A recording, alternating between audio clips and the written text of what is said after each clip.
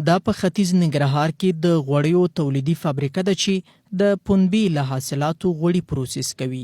لومړی د پنبې دانې دغه ماشین ته ورچول کیږي او وروسته یو بل ماشین ته چې دانه پکې میده کیږي او له دانې د غوړیو ترڅنګ کنجاړي هم بیلیږي ورځي.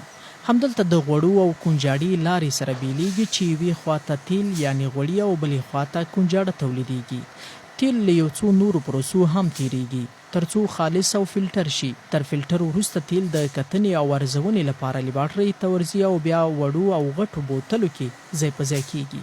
که څه هم کار یو څه سخت دی خو کورني تولید نوم یې کارګرو ته خوښي وربخي.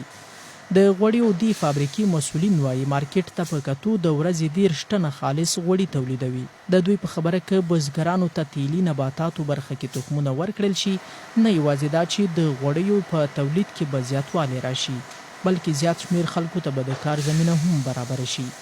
دغه دهقانان چې دغه مثال موږ پنبه دانه په باندې څخه استفاده کوو نو دغه دهقانان به اضافه شي که چیرته دولت توجه وکړي داسې نورو شیانو ته تیلي نباتات چې نور کښت کړي مثلا نفته پرست دي یا زغر دي یا نور دغه شیان چې ورڅخه تیل لاسته راځي هغه چې خواري وکړي او رواج کړي نو دلته دهقانانو ته هم کار پیدا کیږي نور په مستقیم او غیر مستقیم ډول ډیر خلکو ته دلته کار پیدا کیږي. د ننګرهار کرنې اوبو لګولو او مالدارۍ سرپرست رئیس ضمیر بیسودي وایي تر ډیره یې بزګرانو ته د تیلي نباتاتو تخمونه ویشلي او په راتلونکي کې هم په پام کې لري چې بزګران دې ته وهڅوي څو په کرنیزو ځمکو کې د تیلي نباتاتو کار وکړي.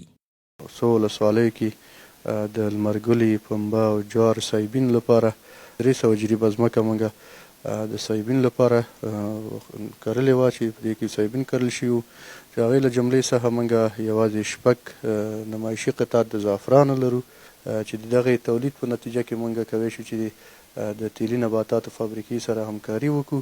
دغه فابریکه چې له تیرو 4 کالو راهیسې په ننګرهار کې فعالیت کوي د مسؤلینو په خبره یې د سږني کال تولید یې د تیر په پرتله زیات دی. په دې فابریکه کې اوس مهال 15 تنه کارګران په کار بوخت دي.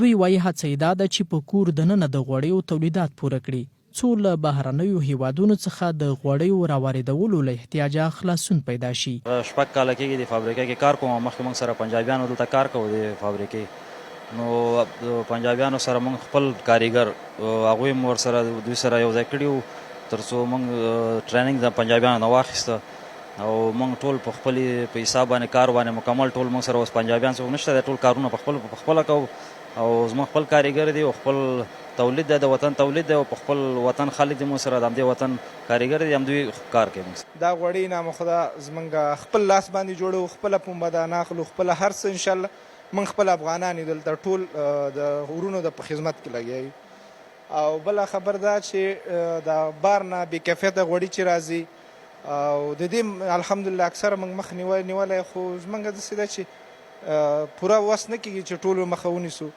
او د خپل وطن دپاره موږ انشاءالله خدمت کوو.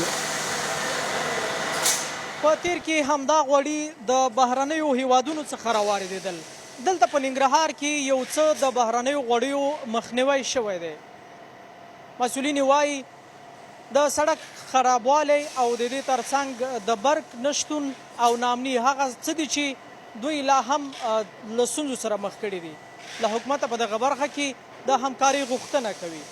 جاوید رازمن، انعکاس رادیو تلویزیون، جلال آباد.